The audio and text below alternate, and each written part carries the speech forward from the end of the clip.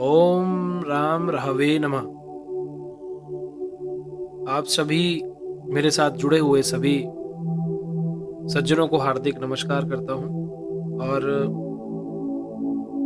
मैं आज एक बहुत ही महत्वपूर्ण विषय पर, जिसकी बहुत रिक्वेस्ट मेरे पास आई थी कि जो राहु है उसकी महादशा में क्या होता है, राहु की महादशा में क्या होता है, राहु की महादशा के हम पर क्या इफेक्ट पड़ेंगे, और अगर इफेक्ट्स पड़ते हैं तो उसके लिए, उससे बचने के लिए क्या उपाय हमें करने चाहिए। तो बने रहिए मेरे साथ। और अगर आप बीच में एकदम स्किप कर देंगे और धीरे धीरे सुनेंगे, आगे बढ़ करके सुनेंगे, तो आपको बहुत सारी चीजें छूट जाएंगी और वो आपको समझ में नहीं आएगा। तो इसलिए कंटिन्यूअसली पूरी वीडियो को आप देखें, पूरी ऑडियो को मेरी सुने, ताकि आपको समझ में आए कि राहु की महादशा है क्या, क्योंकि उसके इफेक्ट्स कौन से कोण में है, मूल त्रिकोण में है, और क्या क्या प्रभाव वो देता है, वो सब चीजें हमें यहाँ पर समझनी पड़ेंगी। तो स्टेप बाय स्टेप हर चीज को सुनिए, समझिए, फिर आपको अच्छे से समझ में आएगा कि राहु की महादशा के इफेक्ट्स क्या है। तो आज की वीडियो में हम 3 चीजें यहाँ पर कवर करेंगे। राहु की महादशा में क्या होता है, राहु की महादशा के इफेक्ट्स, और राहु की महादशा के उपाय। जैसा कि आप सभी लोग जानते हो कि राहु और केतु जो है वो दोनों ही छाया ग्रह है। यहाँ तक कि कुछ विद्वानों में तो उनकी राशियों को लेकर के भी बहुत मतभेद है कि कोई बोलता है कि कन्या राशि में उच्च हैं, कोई बोलता है स्वराशि मूल त्रिकोण राशि की कल्पना अगर उनकी करें तो राहु की उच्च राशि वृषभ है, कोई मिथुन, और मूल त्रिकोण राशि कर्क अथवा कन्या। अलग अलग विद्वानों में अलग अलग मतभेद हैं उन चीजों को लेकर के। कोई मिथुन में भी, कोई वृषभ में भी, सबका अलग अलग है। कुछ विद्वान कन्या राशि राहु का स्वस्थान मानते हैं कि राहु की जो राशि है वह कन्या है। वृषभ, मिथुन और कन्या राशि में राहु अशुभ फल नहीं करता। यहाँ हम राहु की उच्च राशि मिथुन और स्वराशि कन्या को जो है वो निश्चित करेंगे। ये मान के चलेंगे कि राहु की जो उच्च राशि है वह मिथुन है और उसकी जो स्वराशि है वो कन्या है। उसके अनुसार मैं यहाँ पर फलाफल दूंगा। वैसे राहु प्राय जिस राशि में होता है उस राशि के अधिपति ग्रह के अनुसार तथा उस ग्रह के साथ स्थित होता है, उस ग्रह के स्वभाव के अनुसार फल प्रदान करता है। ज्योतिष का एक मूल जो सिद्धांत है वो यह है कि राहु शनि के समान एवं केतु मंगल के समान फल देते हैं। राहु को शनि माना गया है और केतु मंगल को माना गया है। यदि कुंडली में उच्च राशि का स्वक्षेत्री शुभ ग्रहों से युक्त या दृष्ट होकर केंद्र अथवा त्रिकोण में बैठा हो तो अपनी दशा में शुभ फल ही प्रदान करता है। यानी कि अगर किसी जातक की कुंडली में पंचम भाव में राहु है और उस पर शुभ गुरु की दृष्टि है तो उसकी महादशा में वो उसको उचित ही फल देगा, क्योंकि वो त्रिकोण में भी है। शुभ राहु की दशा में आकस्मिक रूप से सभी कार्य संपन्न हो जाते हैं, सब चीजें अचानक होंगी। जैसे राहु की महादशा में अचानक से प्रेम होगा और उसके बाद बिना ही समय निर्धारित हुए आपका विवाह होना स्वाभाविक है। आपको अचानक से घर बैठे नौकरी मिल सकती है, अचानक से बहुत बड़ा फंड मिल सकता है। मतलब जो आपको लाभ जो होंगे वो आकस्मिक ही होंगे, अचानक से आपको लाभ होंगे। भाग्य स्थानरत शुभ राहु की दशा में अनैच्छिक रूप से भाग्योदय होता है। आपने अपेक्षा भी नहीं की होगी उस रूप से आपका भाग्योदय हो सकता है। एवं जातक को अथाह लक्ष्मी की प्राप्ति भी इसमें होती है। राहु चूंकि राजनीति का भी कारक है तो ऐसे जातकों को अचानक राजनीति में जाने का अवसर भी प्राप्त होता है। यदि शुभ राहु आय भाव में बैठ जाए तो जातक राजनीति में प्रवेश करता है और राजनीति में अपना मान सम्मान कमाता है। यदि शुभ राहु आय भाव में हो तो जातक राजनीति में चुनाव जीतकर विधानसभा या लोकसभा का सदस्य भी बन जाता है। ये राहु की माया है। दूसरे अच्छे योग हों तो जातक मंत्री पद भी प्राप्त कर सकता है। न्यायालय में लंबित केसों में उसे विजय भी मिलती है। मित्रों परिवारजनों का उसको भरपूर सहयोग भी मिलता है।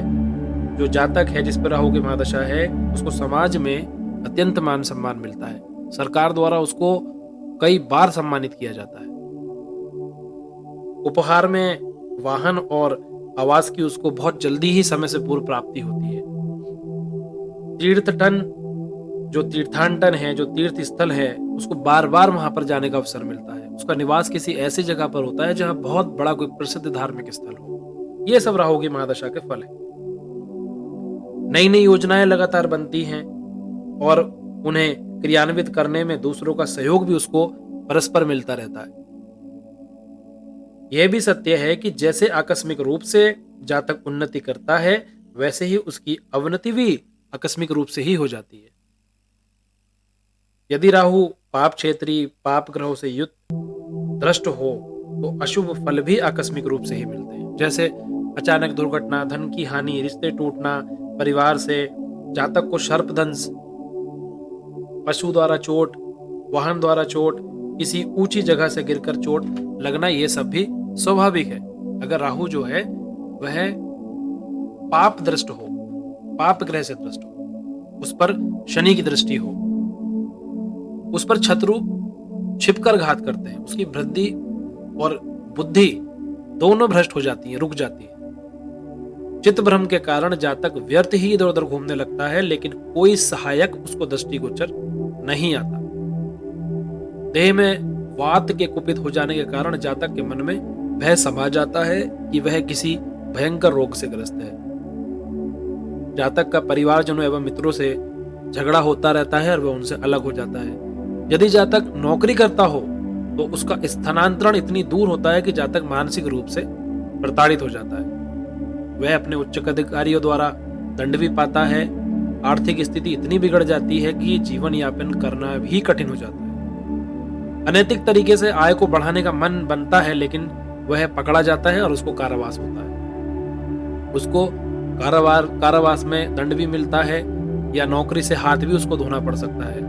प्रेम प्रसंगों में उसको हमेशा ही असफलता मिलेगी और उस असफलता में उसकी बदनामी और बेइज्जती होगी, इसके अलावा कुछ नहीं प्राप्त होगा। प्राय वृषभ, कन्या, मेष और सिंह राशि में स्थित कुछ अच्छे फल भी राहु देता है, सुख की प्राप्ति भी करवाता है। और राहु की दशा में पूर्व काल हमेशा थोड़ा सा दुख में बीतता है, चाहे वो शुभ स्थिति में हो या शुभ हो, लेकिन शुरू का कुछ समय दुख में व्यतीत होगा। अंतिम जो राहु की महादशा का अंतिम काल होता है, उसमें किंचित सुख की प्राप्ति होती है। शत्रु स्थानस्थ पापी राहु की दशा में धन एवं संतति की हानि भी होती है। चोर, अग्नि, परिजनों से भय तथा जंगली पशुओं द्वारा मारे जाने की आशंका भी बनती है। अगर अष्टमस्थ पापी राहु की दशा में परिवार में मृत्यु से शोक, स्थानच्युति, छाती में पीड़ा, पदवानति आदि फल मिलते हैं।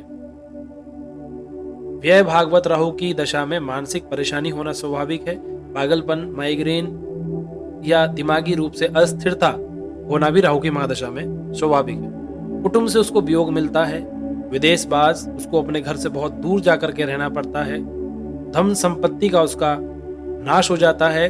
वह रोगों से पीड़ित हो जाता है और रोगों से पीड़ित होने पर उसको ऐसे ऐसे फल मिलते हैं कि वह परेशान हो जाता है। तो यहाँ पर दो बातें बहुत निर्भर करती हैं कि राहु की महादशा में अगर राहु शुभ ग्रह से दृष्ट है, राहु पर कोई भी बुरी या पापी ग्रह की कोई दृष्टि नहीं पड़ रही है, तो राहु अच्छे फल देगा।